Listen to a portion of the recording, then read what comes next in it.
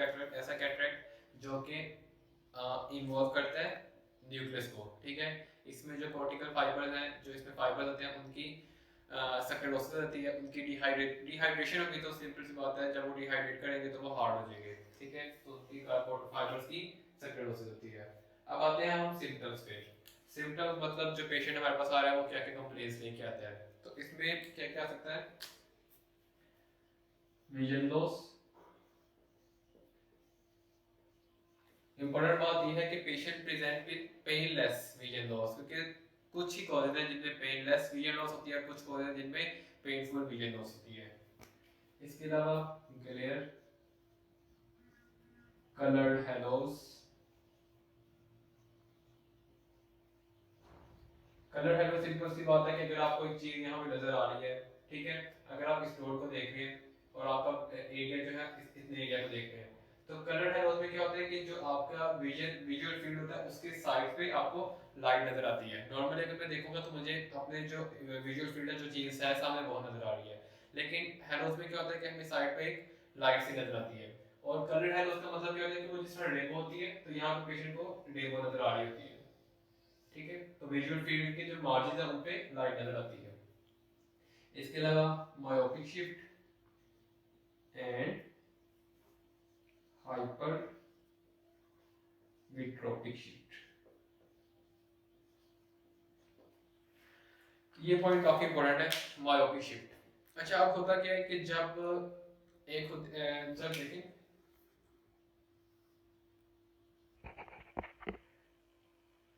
जब ओपेसिफिकेशन जो है वो इन्वॉल्व करती है सेंट्रल पार्ट, मतलब न्यूक्लियस को जब इन्वॉल्व कर रही है, मतलब जब न्यूक्लियर कैटरेक्ट होगा तो वो सेंट्रल पार्ट को इन्वॉल्व कर रही है। जब वो सेंट्रल पार्ट को इन्वॉल्व करती है तो सेंट्रल पार्ट की थिकनेस जो है वो फर्दर इंक्रीज हो जाती है। तो अगर लेंस ये था तो वो बाद में क्या बन जाएगा? ऐसे बन जाएगा, ठीक है। तो उसकी जो थिकनेस है, मतलब सेंट्रल थिकनेस है, वो इंक्रीज हो रही है, मतलब उसकी कन्वेक्सिटी इंक्रीज हो रही है। और हमने पढ़ा हुआ है कि जो कन्वेक्स लेंस है उसका क्या काम होता है कि वो लाइट रेस को डाइवर्ज करते हैं, लाइट रेस को कन्वर्ज करते हैं। मतलब अगर ये आईबॉल है और यहाँ पे लेंस है, तो जब लाइट यहाँ से पास कर रही होती है यहाँ पे कन्वेक्स लेंस होता है, तो वो लाइट रेस को कन्वर्ज करते हैं ऑन द रेटिना। अब क्या होगा कि जब इसकी कन्वेक्सिटी इंक्रीज हो रही है तो कन्वर्जेंस ऑफ लाइट भी इंक्रीज हो जाएगी। अब जब कन्वर्जेंस ऑफ लाइट इंक्रीज होगी, अगर तो लाइट पहले फॉल कर रही थी यहाँ पे रेटिना के ऊपर, तो जब कन्वर्जेंस इंक्रीज हो जाएगी तो क्या होगा कि light will fall before the retina, ठीक है। अब अगर लाइट इस लाइट जो फोकस हो रही है बिफोर रेटिना, तो हम इसको क्या कहते हैं? पेशेंट को क्या हो गया? मायोपिया, ठीक है। तो इसलिए इसको कहते हैं myopic shift in case of nuclear cataract. Hypermetropic shift क्या होता है? अब जब पेशेंट को हुआ है cortical cataract, and we know that cortical cataract जो होगा वो पेरिफेरल पोर्शन को इन्वॉल्व करेगा, ठीक है। जब वो पेरिफेरल पोर्शन को इन्वॉल्व करेगा तो पेरिफेरल थिकनेस इंक्रीज होगी, ठीक है। तो ऐसे करके लेंस की shape, lens will become more और लेस कनकेव, ठीक है।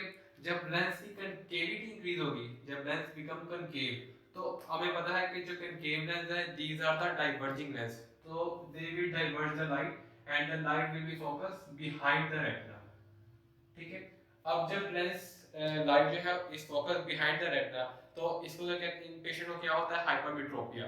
तो इस वजह से हम क्या कहते हैं? Cortical cataract is associated with hypermetropic shift, क्योंकि कॉर्टिकल में पेरिफेरल थिकनेस इंक्रीज होगी and lens become more concave, and nuclear cataract में सेंट्रल थिकनेस इंक्रीज होगी and lens become more convex, और कन्वेक्स का काम होता है लाइट रेज को कन्वर्ट करना।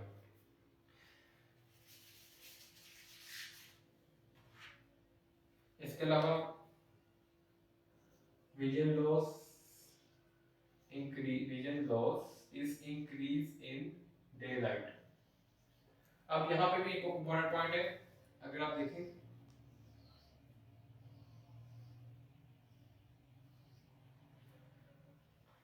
यहाँ, ये है आइरिस, ठीक है, और ये लेंस, और ये है ओपेसिफिकेशन, ठीक है। अब क्या, अब देखिए अगर यहाँ पे समझे यहाँ पे ओपेसिफिकेशन है, यहाँ पे है, यहाँ पे, मतलब किसी भी एरिया में सेंट्रल में ओपेसिफिकेशन है।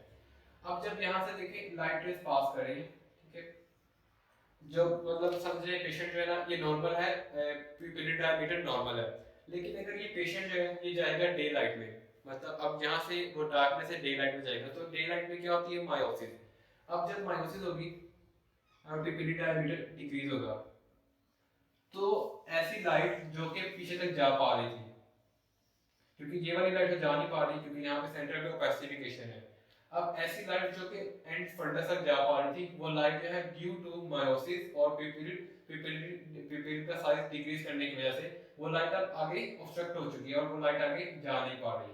ठीक है, तो इस केस में क्या होगा, vision loss will be further decrease जबकि ओपेसिफिकेशन सेंट्रल होगी। And the last one glaucoma, जो कि मैंने आपको पहले बता दिया, जैसे फेकोलिटिक glaucoma.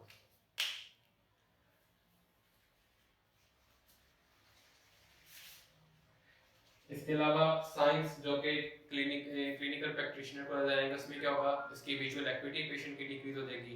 And the second one is जब उसका हम करेंगे एग्जामिनेशन तो हमें लेंस में ओपेसिफिकेशन नजर आएगी। डायग्नोसिस कैसे करेंगे, सिंपल टॉर्च लाइट होती है, पेशेंट को हम सामने बिठाते हैं और जो टॉर्च लाइट है उसकी दोनों आंखों में थ्रो, मतलब लाइट जो है उसकी दोनों आंखों में थ्रो करते हैं तो हमें ओपेसिफिकेशन नजर आती है। सेकेंडली डिस्टेंट डायरेक्ट ऑफ्थेल्मोस्कोपी, इसमें हम क्या करते हैं, वन आर्म डिस्टेंस पे ऑफ्थेल्मोस्कोप मतलब हम पकड़ते हैं और अपना राइट हैंड हमारी राइट आई और उसकी राइट आई, मतलब रूल होता है राइट राइट राइट, तो हम उससे उसकी राइट आई और फिर दूसरी आई को भी इसी तरह देखा जाए, मतलब जो डिस्टेंट डायरेक्ट ऑफ्थेल्मोस्कोपी जो हम करीब से करते हैं और डायरेक्ट ऑफ्थेल्मोस्कोपी जो हम करीब से कर रहे हैं उसमें हम क्या करते हैं राइट राइट राइट और लेफ्ट लेफ्ट लेफ्ट। लेकिन अगर हम दूर से कर रहे हैं तो हम अपने इसी हाथ से दोनों उसकी आंखों को एग्जामिन कर सकते हैं। तो हमें इसमें क्या नजर आता है, फंडल, नॉर्मली में फंडल ग्लो नजर आता है, लेकिन अगर उसको स्पेसिफिकेशन हो गई तो हम फंडल तक पहुंच नहीं पा रहे तो fundal glow will be absent. और the last one which is confirmatory as is the slit lamp microscopy, उसमें भी हम स्लिट लैम्प के पेशेंट को बैठाते हैं और स्लिट लैम्प से उसका एग्जामिनेशन करते हैं तो हमें उसमें भी ओपेसिफिकेशन नजर आती है।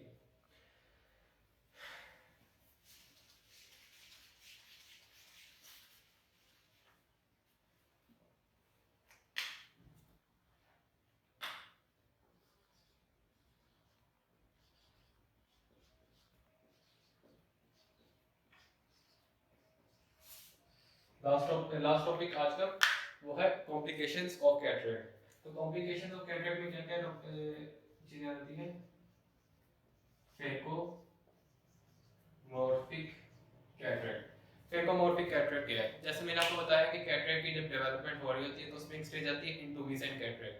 जब इंटूबिसेंट कैटरेक्ट होगा तो लेंस स्वेल अप, जब लेंस स्वेल करेगा it will come in contact with iris, when it come in contact with iris it leads to pupillary block. When the pupil is blocked, the drainage, the movement of aqueous humor through the pupil is obstructed and it will accumulate behind the iris causing the iris to move up, मतलब iris जब flexible होता है then it will move upward and it will come in contact with the cornea, that leads to obstruction of the aqueous humor drainage। जब aqueous humor drainage obstruct हुई है due to closure of angle तो हम उसे कहते हैं angle closure glaucoma और फेकोमॉर्फिक glaucoma, क्योंकि लेंस फेको का वर्ड हम यूज करते हैं फॉर द लेंस, तो लेंस की वजह से हो रहा है इसलिए हम इसको फेकोमॉर्फिक ग्लोकोमा कहते हैं।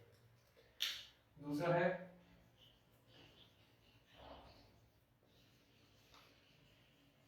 फेकोलिटिक, इसमें से आपने लफ्ज जो है एक से याद रखना है कि अगर तो हाइपर मैच्योर कैटरेक्ट पहुंच गया है तो वो क्या होता है, उसकी जो कैप्सूल है वो वीक हो जाता है। जब कैप्सूल वीक होगा तो क्या होगा कि इट में रप्चर एंड द प्रोटीन, जो कि क्योंकि आपने मतलब सबने पढ़ा है कि लेंस में प्रोटीन और वाटर होता है, अब वो प्रोटीन जो है वो लीक हो गया इन द मतलब will be leak from the lens. अब जब वो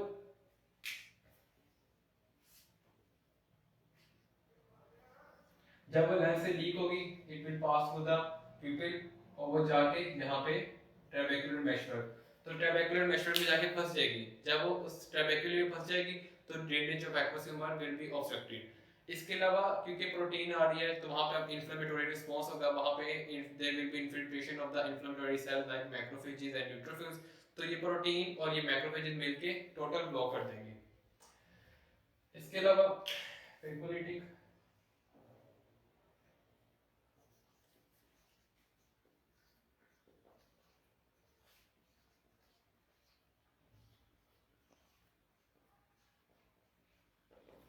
ऑटोइम्यून यूवेइटिस, जैसे मैंने आपको लास्ट लेक्चर में बताया था कि ऑटोइम्यून डिजीजेस के कुछ मैकेनिज्म होते हैं, जैसे कि मॉलिक्यूलर मिमिक्री, क्लोनल डिलीशन ना होना, इसके अलावा कुछ ऐसी एंटीजन है जो ब्लड से सारी जिंदगी अनएक्सपोज रहती है। इसी तरह प्रोटीन जो कि लेंस में प्रेजेंट है वो भी अनएक्सपोज रहती है।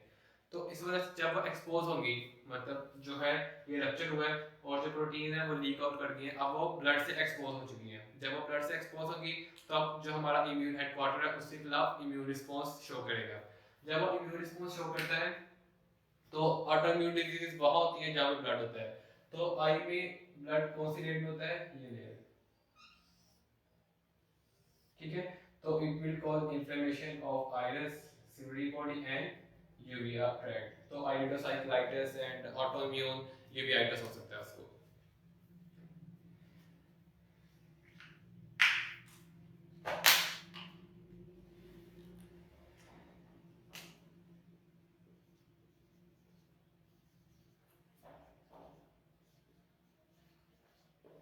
सबलक्सेशन, जैसे जैसे कैटरेक्ट डेवलपमेंट हुई जा रही है, हम कैटरेक्ट को ट्रीट नहीं कर रहे, तो क्या होगा कि जो सस्पेंसिव लिगामेंट्स हैं वो वीक हो चुके हैं।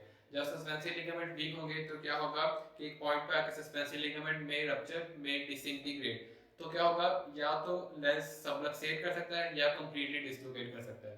अब कंप्लीटली डिसलोकेट कहाँ कहाँ कर सकता है, विट्रीज में जा सकता है, come in contact with the retina. It may shrunken and pass to the pupil and reaches the anterior chamber. It may shrunken while passing through the pupil. It may get entrapped in the pupil. जिसे हम कहते हैं incarceration. ठीक है, यहाँ पे आके भी ऑब्स्ट्रक्ट हो सकता है, वो एंटीरियर चैम्बर में जा सकते हैं, या it may fall into posteriorly into the uvea vitreous body, या it may come in contact with the retina. और ये काफी ड्रेडफुल कंडीशन होती है, इसमें ये सीवियर इन्फ्लेमेशन ऑफ रेटिना करवाता है। तो इस तरह कॉम्प्लिकेशन ऑफ कैटरेक्ट में क्या आ गया, phacomorphic glaucoma, phacolytic glaucoma, autoimmune uveitis and subluxation of lens, जो कि एंटीरियर चैम्बर में हो सकती है। It may get entrapped in the pupil and it may fall backward in the vitreous body। तो इसको ऑटोइम्यून यूवेइटिस को हम फेको एंटीजेनिक यूवेइटिस भी कहते हैं।